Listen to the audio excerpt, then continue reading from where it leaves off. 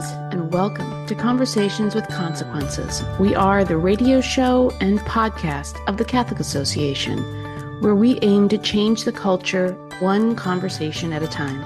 You can listen to Conversations with Consequences on the EWTN Global Catholic Radio Network, Saturday mornings at 7 a.m. Eastern, or catch the encore at 5 p.m. We are also on Sirius XM channel 130. Of course, our radio show is also a podcast. Go to thecatholicassociation.org or directly to wherever you listen to your podcast. Welcome to Conversations with Consequences on EWTN Radio. I'm your hostess, Ashley McGuire. And I'm Mary Fiorito. And we are very happy to have with us today one of Mary's colleagues from the Ethics and Public Policy Center and a new voice on the show, Clare Morell. She is the woman behind the Technology and Human Flourishing Project at the Ethics and Public Policy Center, and she has worked at the Department of Justice as well as at the White House Counsel's Office, and she's working on a new book called The Tech Exit, a practical guide to freeing kids and teens from smartphones. And Clare has also just authored a letter that was published in First Things along with several other prominent Catholics and thought leaders this week called A Future for the Family, a New Technology Agenda for the Right. Thanks for taking the time to join us today, Clare. I'm so glad to be here. Thanks for having me on. So, Clare, there is a lot of prominent, familiar faces from different avenues of the conservative movement that signed your letter. I saw Professor Robbie George of Princeton, Ryan Anderson, Carter Snead. Tell us what prompted this letter. Yeah, this letter has actually been in the works for probably almost a year and a half now and was born out of just a lot of conversations with friends of mine who are my fellow co-authors, that a lot of the pressing political questions of our day focus around issues of technology. And not that they're technological questions, but a lot of moral and ethical and political questions, I think, are coming to the forefront with advances in new technology. And we felt like there needed to be some type of cohesive vision on the right for how to govern technology well towards the flourishing of the family and towards human flourishing and the protection of human dignity. Because technological progress, kind of unrestrained, does not always result in the best result for human beings and the family.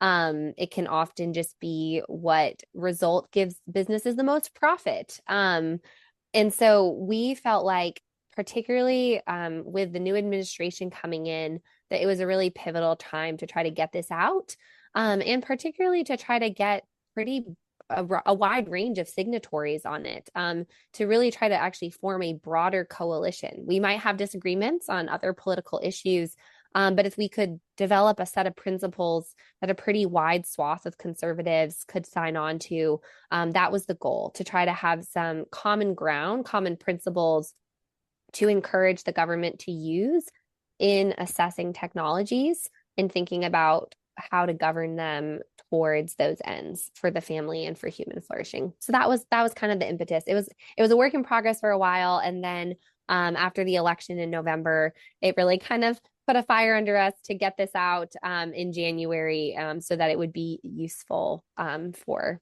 the new administration and new Congress. Well, it certainly is a concern, Clare, that unites people across the globe, parents of any age, with children of any age. I just saw on the news the other day something about Princess Catherine, the Princess of Wales, visiting. Early childhood is sort of the issue that she's taken on as her kind of primary work. And one of the questions that was raised during this last visit that she did to a museum, I think it was whether or not Prince George was going to get a cell phone when he turned 12.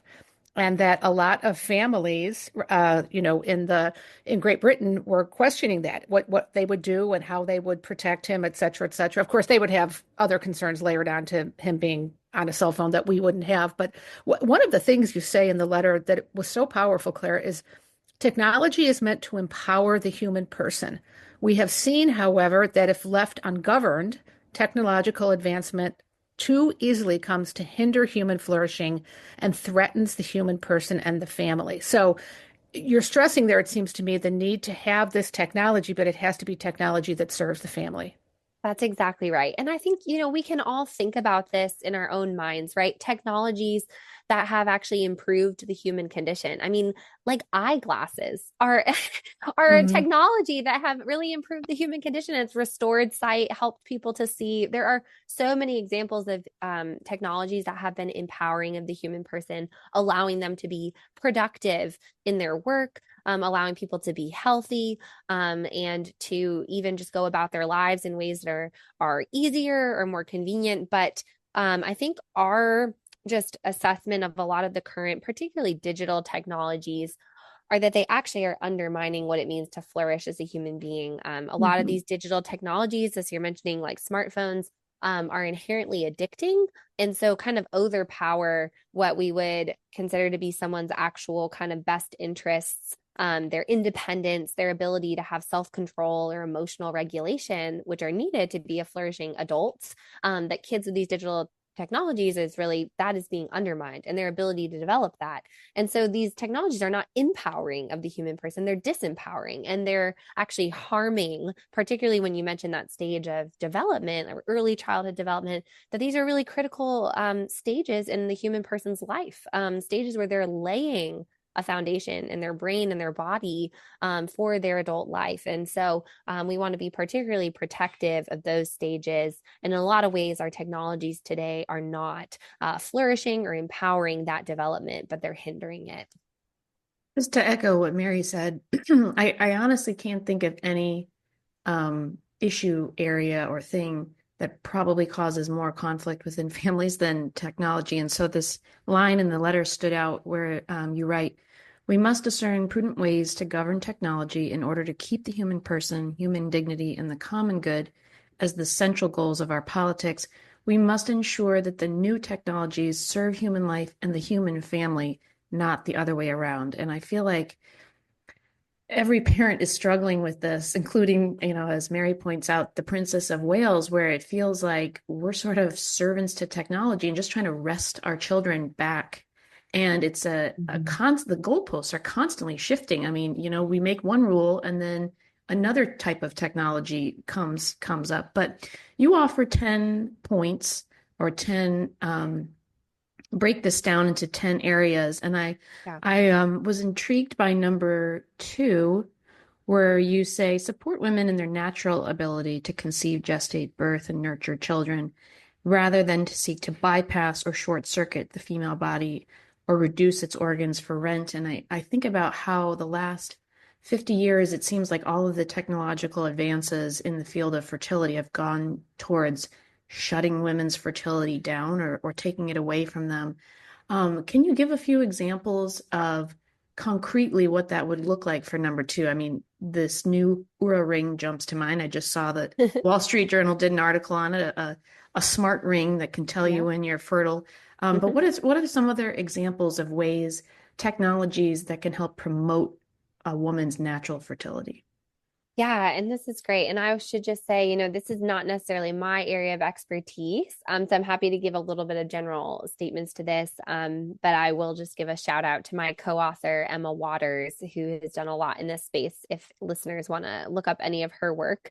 Um, Basically what we were trying to say is that unfortunately we feel like a lot of the technologies have not focused on the root issue, that if couples are experiencing infertility, we should be trying to pursue medical advancements that actually help solve the underlying issue behind that infertility. What needs to be resolved? Instead, like you mentioned, Ashley, it feels like that's just completely being bypassed. And they're like, you know what? Instead, you can do this. You can have a surrogate have your baby, or you can have, just do IVF. Like these are easy solutions. You don't have to even worry about these underlying infertility issues. And so we were trying to say, there's ways to take technology and say, we recognize this as an issue. We want to actually help women solve their health issues, to have babies, and not just feel like our technology then all of a sudden just needs to bypass that. And so that was kind of the emphasis behind that statement. And like you mentioned, there are new technologies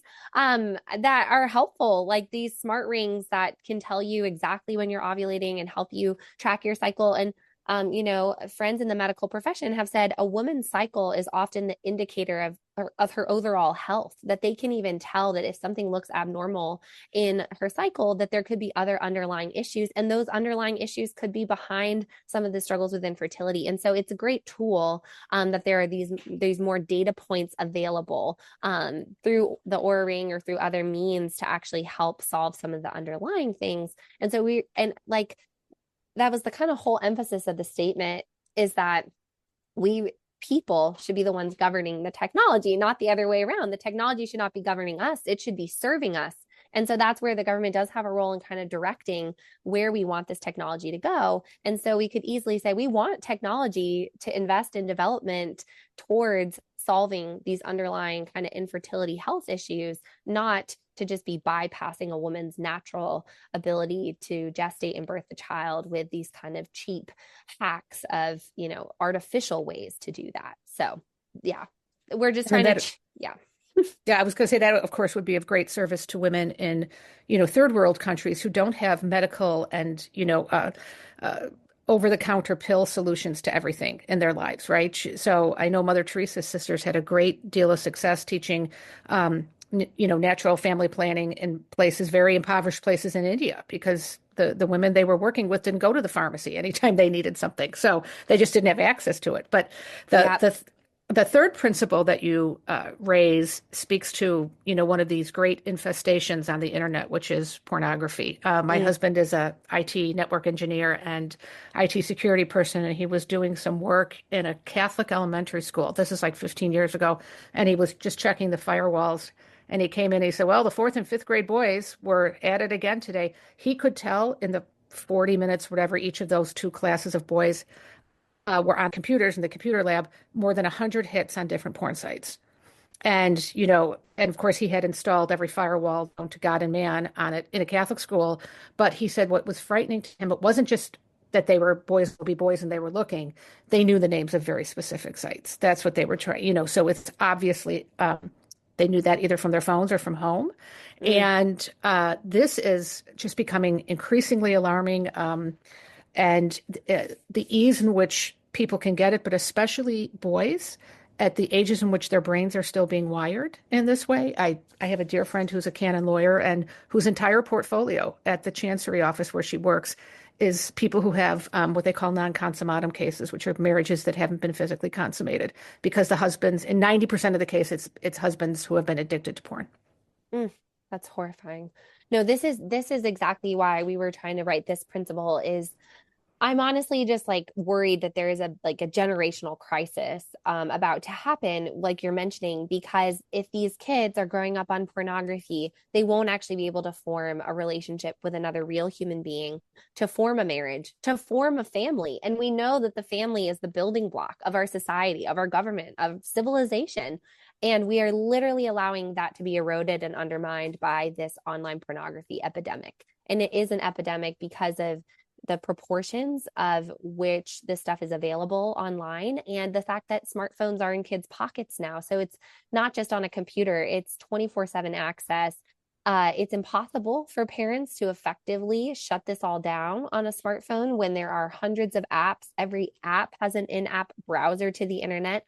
Often external filters that parents control don't operate inside of apps. And the kids are so smart. They have all these workarounds to get to Right. these things, and they often don't even go looking for it. I think there was a statistic, it's like 58% of kids surveyed had stumbled across it accidentally. Like more than half, they weren't looking for it. It was fed to them on social media. They clicked on a link, and before they knew it, they were on a porn site. And it's happening at younger and younger ages. I think the average age of porn exposure is now close to 10.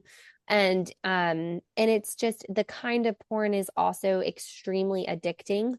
It is kind of it's the social media model has really kind of come to pornography. And so it's these algorithms are very sophisticated, and it will continue to feed you more and more, kind of increasingly escalating content. And so the kinds of things kids are seeing is just, it's absolutely horrifying, very degrading and dehumanizing and violent. A lot of it is just filled with violence. And to your point about the school day, over a third of kids have seen pornography during the school day.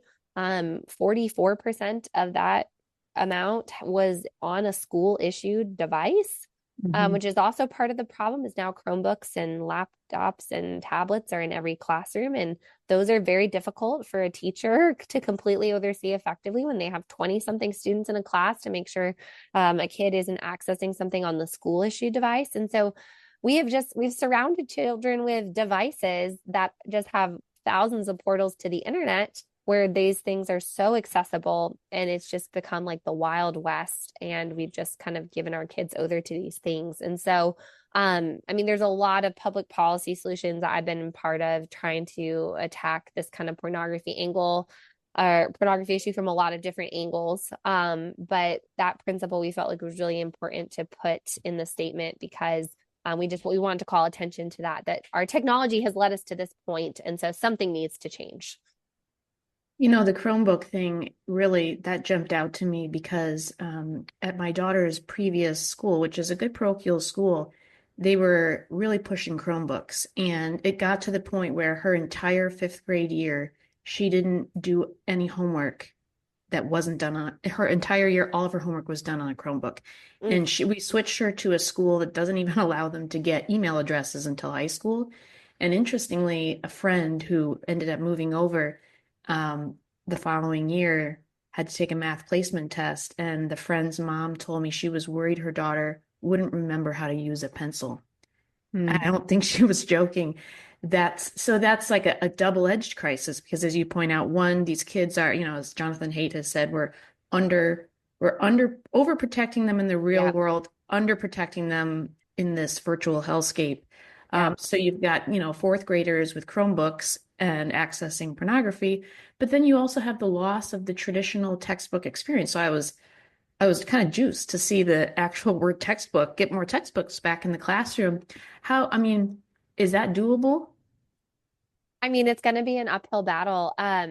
But to your point, the screen-based education has been like a twofold problem. Part of it is like they can just access way too many distractions on the screen. But the second is more and more studies come out that just show that kids don't learn as well on a screen. That literacy rates, I mean, are at like an all-time low in the United States, reading scores. Because some brain studies that have been done by different universities show that kids don't actually comprehend text as deeply as they read it on a screen versus in paper. It's harder for them to actually learn their letters, obviously the building block for literacy, if they're doing that on a screen instead of writing it out by hand. That there's actually something about handwriting that actually improves memory and recall and retention of all these things. And so there's actually there's science supports that it's better for children to learn by pen and paper than it is on a screen. And so I think what was seen by ed tech as like this is going to be the next generation in education, we're going to have just an easy way for kids to be adept for the digital age is actually really undermining the skills that anyone would need to thrive professionally and academically even in a more technological age. That the first kind of building block of any learning is learning how to read and then learning how to problem solve and think critically. And it's very interesting. It's not just about information transmission. If that's all that we were after, you could say, oh, it's okay. Screens are the future. We're just transmitting information now in a faster way. They don't need to learn how to read an actual book. But something about learning how to read, it does something for your brain development. It actually helps you to problem solve and think critically. And critical thinking is what we need for our economy. I mean, that's like we need to be able to solve problems in the future, whether we have new kinds of technology or not. And so I think a huge myth that has been sold to schools and sold to parents is that if you want your child to succeed in this day and age that is so digital and is so online in terms of our commerce and economy, they need to be savvy at tech.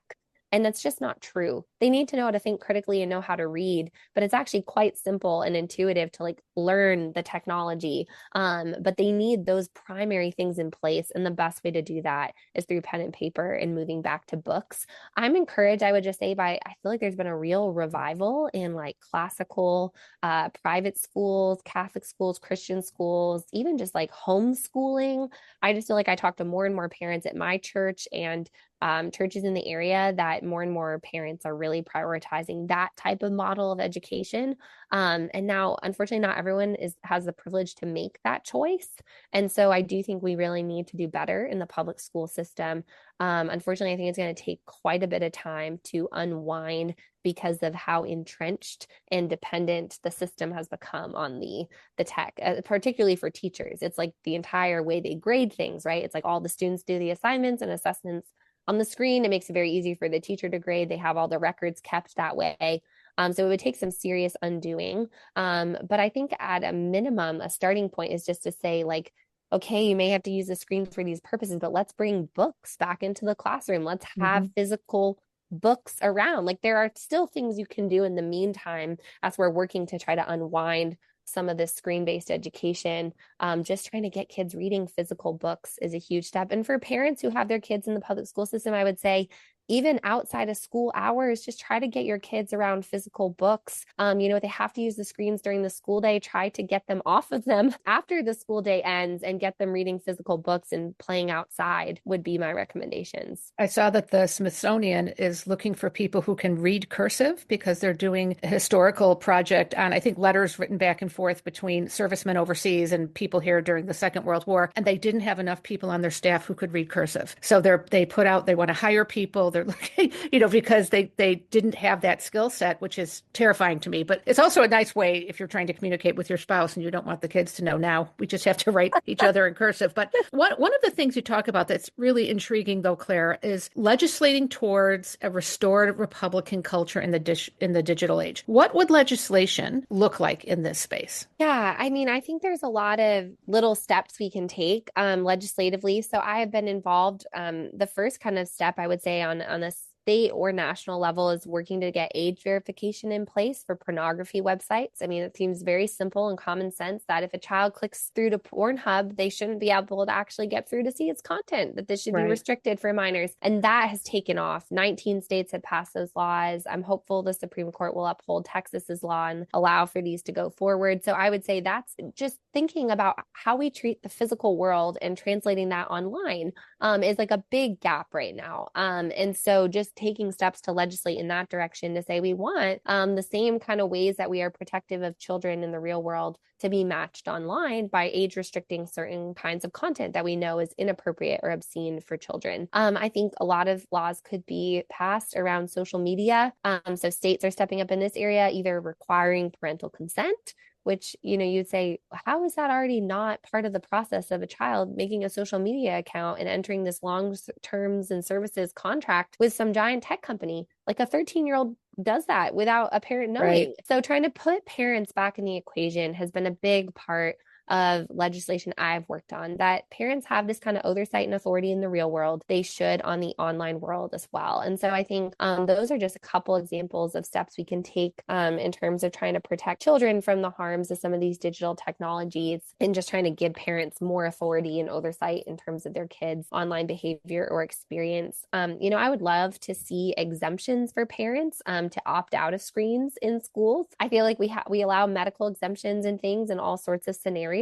And this has been a particular challenge for parents who have children who struggle with ADHD or other mental health disorders, that the screens can be extremely dysregulating for them and difficult for them to learn on during the school day. And it has been often an uphill battle for parents to get accommodations. And so I would just like to see that protected more, that a parent could have a right to say, I don't want my child completing the tests and assignments on the school issued device. I would like them to do this on pen and paper. So I think just trying to restore more authority to parents over their kids' digital experience and actually putting the parent back in the driver's seat rather than the child. And that's been my kind of narrow area of focus. There's a lot of other legislation, I think, that deal with some of the other principles, but that's just a little bit outside of my lane in terms of some of those other questions that we were talking about, like related to trying to help women with infertility challenges or things like that. But those are just a few examples of legislative solutions when it comes to looking at protecting kids online. Well, Claire, We're almost out of time, but gosh, I could talk about this for another hour. I wish I could get your definition of the new household economy. I wish I could hear about what rewilding the American West means. I wish I was very interested in the idea of proximity. I think you call it right to repair and proximity. I'm like, does that mean, every time you try to get something fixed, you're not calling someone who's in India, stuff that's like essential for your life. I don't know what that means, but unfortunately, we're out of time. So I refer all of our listeners to the original article, which again is entitled A Future for the Family, a New Technology Agenda for the Right. And that can be found at First Things. And Claire, where can people follow some of the other initiatives you're tackling with your work at EPPC? Yes, please do follow my work. So I have a scholar page at eppc.org, Clare Morell. It collects everything I write or model legislation or things I put out is all there. We also have a dedicated project page, the Technology and Human Flourishing Project, that specifically highlights those items. And then I also have a Substack, just Clare Morell, substack.com. And you can subscribe there if you want to hear updates from me when I release new articles or new legislation or things. And in particular, you mentioned in my bio my forthcoming book. And so I do have a book coming out June 3rd, specifically trying to help parents exit from these digital technologies for their kids and trying to show parents it's both possible and it is positive. It's a positive no to say yes to a better, more flourishing childhood. And so, yeah, just hoping to encourage and inspire parents with that book, and educators as well and policymakers can find lessons in it too. And that will come out June 3rd. And so if you want to stay in the loop on that, my Substack, claremorell.substack.com, will have updates on that and let you all know when it comes available. Well, I so agree with you that parents, I think, first and foremost, need to hear that it is possible that we can take back charge of our homes and our lives. But we thank you for all of the work that you're doing with this really worthwhile endeavor and for all the resources that you're providing to parents. And thank you so much for joining us today and giving us your time. Oh, thank you all so much. It was a wonderful time.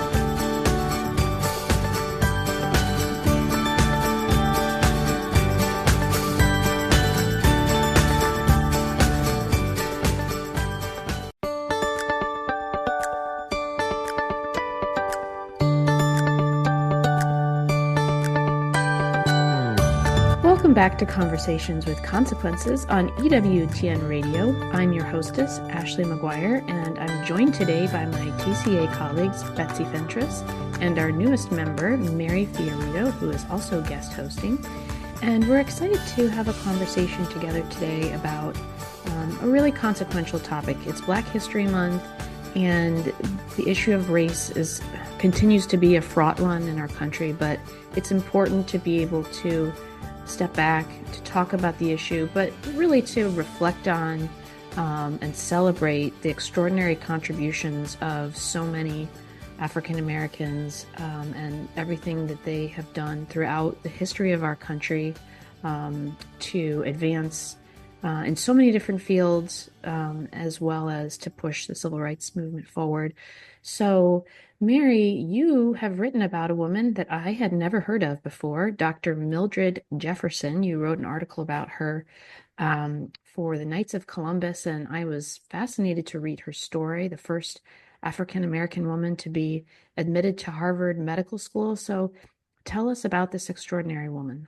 Oh, so she's one of these people that if she had represented the other side in the abortion debate, she'd be a household name. I mean, everyone would know who she was. She would, but because she was, first of all, so smart and so gifted, and second of all, so articulate on the pro-life issue, she's really sort of muted in Black history, if people know about her at all, as you point out. And so she was born in a small town in Texas that still had segregated schools. She went to a segregated elementary school as well as a high school. She was the daughter of a Methodist minister and a school teacher. She was an only child, and she was quite an academically gifted person. She was a prodigy, actually. She graduated from high school at 15. And then she was admitted into Harvard's medical school, but couldn't start until I think it was 21. They said they would accept her. So She got her college degree and then her master's degree in order to kill time while she was waiting for Harvard to let her in. And then she became, as you mentioned, the first Black woman to be admitted to Harvard's medical school. She also has a number of other distinctions. She was one of the first women of any color to complete a surgical rotation at Boston's hospital. And then she was, I think, head of surgery there as well. So just really made so many contributions, her pro-life work notwithstanding, just to the world of medicine. She was just a gifted, gifted doctor. And she became involved in the pro-life movement when she was living in Boston, of course, and the movement to expand legalized abortion. At this point, it was already legal in New York and in Colorado and in California and a couple of other states, I think. But the American Medical Association wanted to weigh in on it and was trying to impress upon their doctors the need to get involved on the pro-abortion side. And she was just indignant when she heard this. I think she understood what, Margaret Sanger said so plainly, the founder of Planned Parenthood, right, that we didn't want more children from Black people. We wanted less. And she understood the racial overtones of the abortion movement, which she saw as a eugenics movement. And so she got very, very involved. She helped to found National Right to Life. And also, I think probably one of the most important things she ever did is she influenced then Governor Ronald Reagan, who then became president, to change his mind on the abortion issue. He saw her on a talk show, on like a PBS show, and was so moved by what she had to say that he said, I wish I had met you and heard what you had to say before I signed pro-abortion legislation in California. And then, of course, when Reagan became president, he went on to, make judicial nominations, both at the, appellate court level, but also at the Supreme Court level, that allowed the gradual undoing of Roe versus Wade to occur. Wow. Mary, wasn't Dr. Bernard Nathanson from the Boston area? He was. Mm-hmm. And what did they have any kind of a relationship regarding this? Yeah, Betsy, I take that back. He was from New York. Okay. He operated New York's largest abortion clinic for quite a time. And if you will remember, aborted his own child when he got his girlfriend pregnant. So, but certainly their paths would have crossed after Nathanson's conversion experience and, writing Aborting America, which was his book about what he did and how he lied during congressional testimony in order to get abortion legislation passed. So certainly they would have been of the same generation. Well, you're absolutely right that if she had been on the other side, she would be a household name. But, I think with time, more and more heroines like her will become household names. I was surprised to learn from you, Betsy, that there are no Black American saints. Speaking of people who are not household names, but that there are a number whose causes have been put forward. Julia Greeley, I believe, is one. Tell us about some of these men and women. There are currently 5 that are potentially on the road to sainthood. Pierre Toussaint, Sister Thea Bowman, Julia Greeley, Mother Mary Lang, Mother Henriette DeLille, and Father Augustus Tolton. And some of these are venerable now. But Julia Greeley's case really seems to be moving. It's a fascinating story. There's, I think, only one photograph of her that's ever emerged. And it's the Archdiocese of Denver, I think, is moving this forward. And she originally came to Denver to work as a housemaid for Governor William Gilpin in the 1870s. And she was poor, illiterate, never married, and was blind in one eye. And just jumping forward a little bit, there are 2 miracles associated with her involving people who had cancer. So I'm really excited about following this case and hoping that she is beatified. And, Father Augustus Tolton, whom you mentioned, the last whom you mentioned, who is now venerable, or servant of God, one of the two, but he died here in Chicago, where I am speaking to you from. And his cause was introduced by Cardinal Francis George, who I had the privilege of working for many years. And he actually, it's his parents, he and his mother escaped from Missouri, which was a slave state, into Illinois. And then he became a priest. He's the first black priest in the United States, but he had to be sent to Rome to be ordained because no seminary here would take him in the United States. And so when the Holy Father he went to the Roman seminary, and when he was being dispatched back to the United States, he actually asked to go to Africa. And he was told, no, your real evangelization, your real missionary work is going to be in the United States. So he came back here as a priest, and very sadly was, black people couldn't ride the streetcars in Chicago at that time. And there was a terrible heat wave in the middle of July. And he was walking from, I believe, Holy Name Cathedral back to St. Monica's, which was the parish where he pastored, and 90-degree heat and terrible humidity, and he collapsed and died from a stroke, but he was only in his 30s. So, Mary, you mentioned the slave trade and escapees, and I have kind of an interesting story on that front, which is that some of my family lives in the Chicago area near you, Mary, and one of them lived in a very old home, and in their basement, they actually had a bricked off slave tunnel Oh, that was a wow. part of this network, and I got to see it with my own eyes. They since actually physically moved the home and I think buried it, but people would come to see it, and I just seeing it as a little kid, Hmm. really, because I think the farther away we get from historical events, they start to seem, you know, less and less real, I guess. And so Right. seeing that with my own eyes as a kid, just that, I mean, just bricked off tunnel really left a mark on me. And so I've really tried to, I would actually be curious to hear from both of you about how, who you're sort of, who you look up to, from the, you know, when we're talking about Black History Month and role models. For me, it's Harriet Tubman. And so this summer we were up near where her childhood home was. And while I can't show my children the bricked off tunnel in my aunt and uncle's basement, I was able to show them her home. And she was a woman that I do hope one day her face will be on the $20 bill, Hmm. because she was just such an extraordinary hero, all the men and women that she smuggled into freedom. But um, teaching my children about, role models like her, I find to be sort of the best way to broach the issue. But how did you teach your children about, the difficult topics, and who are some of the specific role models that you use to talk about those, the difficult issues? Well, one of the people that I have admired for a long time, and Mary, she will probably resonate with you because it's another Chicago person, and it's Marva Collins.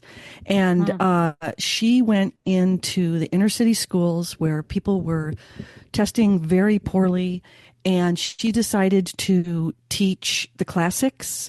And I saw this segment on 60 Minutes. This was probably, I don't know, like 35, 40 years Yeah, ago. I know the one you're talking about, Betsy. Yeah. And it was just amazing. And she would pull these kids in, and they'd say, who's your favorite author? And they'd say, Ralph Waldo Emerson. And there was a famous TV movie which featured Cecily Tyson as Hmm. Marva Collins and Morgan Freeman as her husband. But I bought the book, and I just loved it. And I thought, this is really a testament to the spirit of people who are not afraid to go in and teach excellence, and that, given the right conditions, even in the poorest of circumstances, people can thrive with a really good teacher who believes in them, and who teaches classic American literature. Yeah. I mean, I think of Supreme Court Justice Clarence Thomas, when you consider he was born in a house that didn't even have indoor plumbing. That's the kind of poverty he was born into. But he credits, the Catholic sisters who taught him in grade school. And if I'm recalling the story correctly, there was one time he turned in a paper or something, and it was very sloppy work. He just, he was angry and he didn't want to do the work. And she said to him, Clarence, you ever turn in something like this bad again? I'm going to have a talk with your grandfather, and there's going to be trouble. You are more than this. And, just that moment, he said, when someone recognized how smart I was and held me accountable and said, Clarence, you will not turn this in again. You can go and do whatever you want wherever you want, you have that, you're that gifted. And, sometimes it takes one teacher, right? Or one person in someone's Mm. life to say, I'm not teaching down to you. You are smart enough to read Ralph Waldo Emerson, right?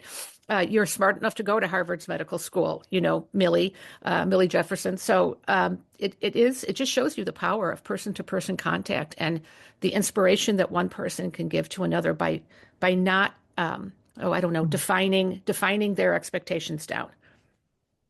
I so agree, and I love Clarence Thomas. I love his autobiography, My Grandfather's Son, a memoir. Mm-hmm. I read the autobiography. I was pretty young when I read it, and I had just moved to Washington, and it really left a mark on me because of all that he achieved, despite, growing up in abject poverty, not necessarily living in a stable two-parent home, and then what he went through politically to get where he Mm-hmm. is today. And he is someone who could be excused for being a real bitter and angry person. Mm-hmm. The personal smear on him, being called an Uncle Tom, and he's just the most gracious and warm. I've had the privilege of meeting him a couple of times, and he's the most gracious, warm person who speaks. I mean, the thing that marks his memoir is gratitude. He just has gratitude for the people like his grandfather and these teachers who, um, you know, raised him to Mm-hmm. achieve despite it all. Right. And we're just so fortunate to have him on the Supreme Court and have him as a model. Well, Ashley, one of the things you said about what do we do, and I was trying to think of something, and it's really kind of just cultural. That part of my husband's conversion story was being on an airplane and talking to someone about jazz, and he loves jazz. But had played a lot of jazz growing up in our home, and I just think the achievements of Ella Fitzgerald and John Coltrane and a lot of great musicians that we loved, and one of our sons became a sort of an amateur jazz pianist, and that was a big contribution in American culture to the richness and the tapestry that they wove into our culture. Mm-hmm. Well, I don't know if any of you saw a recent 60 Minutes segment on a Catholic girls' school in New Orleans named or was founded by Mother Henriette DeLille, who I know is one of the Black saints who is currently her cause for canonization is underway. But it's a Catholic school for it's all Black girls who attend it, and I think an all Black faculty as well. And these two seniors at this high school managed to solve a Pythagorean theorem problem that has remained unsolved for like 2,000 years. And two high school students.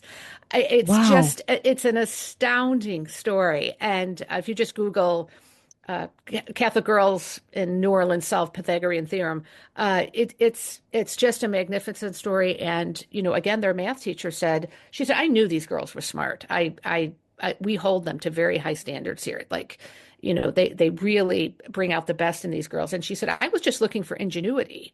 And then when I realized they had actually solved this, she said, I couldn't believe it. And so they were very briefly, internet stars, and Michelle Obama gave them a big shout out and stuff. But it shows you, again, the power of a teacher, but also the power of Catholic education and the way in which it shaped Clarence Thomas, the way in which it shaped these two girls who I don't believe are Catholic themselves, but who had the experience of having their God-given abilities brought out by others who see them as, the gifted human beings God created them to be. Another one comes to mind is Katherine Johnson. My daughter did a project on her last year. She was the African American woman who basically like solved the NASA coding to get us to the moon. And in Mm-hmm. fact, the movie Hidden Figures, have you both seen that movie? Yes, I loved that it's a movie. favorite. Yeah. It's a great movie. Terrific. It's a great movie for girls, especially.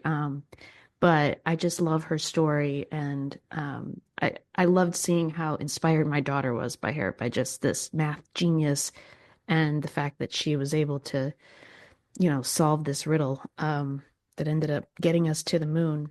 So, well, so many, we could probably go on and on of all the different men and women that whose lives and legacies are worth celebrating in Black History Month. And so I thank you both for spending a little time just talking about their legacies and the way they've shaped our culture for the better. So thank you both. Pleasure to be here. Thank you. And now Father Roger Landry offers us a thought-provoking homily to prepare us for this Sunday's Gospel. This is Monsignor Roger Landry, National Director of the Pontifical Mission Societies in the United States. It's a privilege for me to be with you as we enter into the consequential conversation Jesus wants to have with us in this Sunday's Gospel. For the last 5.5 years, over the course of exactly 300 weeks, we've had the privilege together to enter into a conversation with Jesus in the Gospel. Today will be the last homily in this series. I thank all of you who have listened since May of 2019 and who have sent me emails or approached me across the country to express your appreciation. I've very much enjoyed this part of my week and breaking open God's Word with you. I will remain part of Conversation with Consequence and regular dialogues with our great co-hosts. In this Sunday's Gospel, we prayerfully penetrate into the vocational dialogue Jesus had with St. Peter on the seashore of Galilee. This conversation is so pivotal to the Catholic faith that in 2001, when St. John Paul II was giving us his pastoral plan for the third Christian millennium, he took the motto for the 1,000-year period of Christianity that we were about to begin from Jesus' words to Peter in this Sunday's Gospel scene, Duc in altum in Latin. Put out into the deep water and lower your nets for a catch. St. John Paul II was convinced that these words aptly describe the world situation and what needs to be our response. When we examine the Sunday's Gospel more closely, we see why. Early one morning, Jesus was at the shore of the Sea of Galilee teaching. As more people began to awaken and come down to the shore, the crowd listening to Jesus grew. Jesus asked Simon Peter to borrow his boat so that he might sit a little bit away from the shore to teach the crowds. With the wind coming over his shoulder as a natural amplifier, Jesus nourished the famished crowds with his words. But it was no coincidence that Jesus was there that morning. It was no coincidence that he asked to borrow Simon's boat. Jesus had come to do more than teach the crowd. He had come to catch a big fish. He had come to convert and call Simon. After Jesus had finished speaking, he said to Simon, "Put out into the deep water and lower your nets for a catch." Few statements could have sounded more ridiculous to a fisherman. Simon Peter must have had to control himself from saying something unkind. He was a professional in the Sea of Galilee. Like all other fishermen, he knew that fish were successfully caught in shallow water at night, not in deep water in broad daylight. It would be as if a fisherman had told Jesus, a carpenter, to drive in nails by holding the head of the hammer and striking with the handle. It made no sense. Moreover, Peter was tired after a long night, frustrated that he had nothing to show for hours of hard work. He had just spent time cleaning all of his equipment to put everything away for the day. So it was probably the nicest way he could, he replied, "Master, we have worked all night, but have caught nothing." He likely looked silently into Jesus' eyes for understanding. But Jesus didn't flinch. He looked at Peter intensely without saying a word. What was going on in Peter's mind? No one had ever spoken like this one, Peter might have been whispering to himself. Is it possible that he might know something I don't about fishing? Probably not, although how can I refuse what he asks and embarrass him and myself in front of the entire crowd? Peter finally conceded. "At your word," he told Jesus, "I will let down the nets." So he got into the boat again and paddled far away from shore to the deep water. Probably many of those who had listened to Jesus were watching to see how the drama would unfold. We know what happened. Peter and his companions won the fisherman's equivalent of the megabucks, catching so many fish that their nets were about to break and 2 boats were about to sink. Peter couldn't help but think, however, that he was unworthy of such a gift from God. Rather than run to Jesus, hug him, and thank him, he fell down at Jesus' knees and begged, "Depart from me, Lord, for I am a sinful man." He was afraid of what this blessing to such a sinner might mean. Jesus spoke right to Peter's heart and said, "Do not be afraid."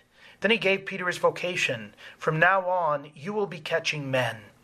When they had brought their boats to shore, Peter, Andrew, James, and John left everything behind, their fishing vessels, their nets, the treasure they had just caught, and followed Jesus. And they went out on a worldwide fishing expedition. As we would see after the resurrection, when the Lord would renew Peter in his mission by recapitulating a wondrous draught of fish, Peter would catch 3,000 on Pentecost Sunday alone, putting out into the deep at the Lord's command and continuing to do so until he would proclaim it by his crucifixion 3 decades later in Rome.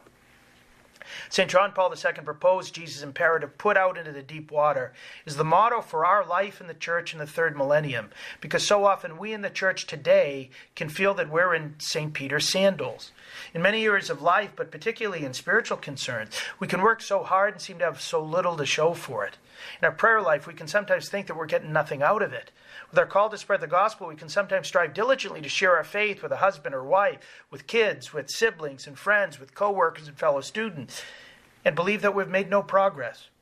With regard to the culture that surrounds us, it's not uncommon for people to become exasperated, not knowing even where to begin to help our society become more moral.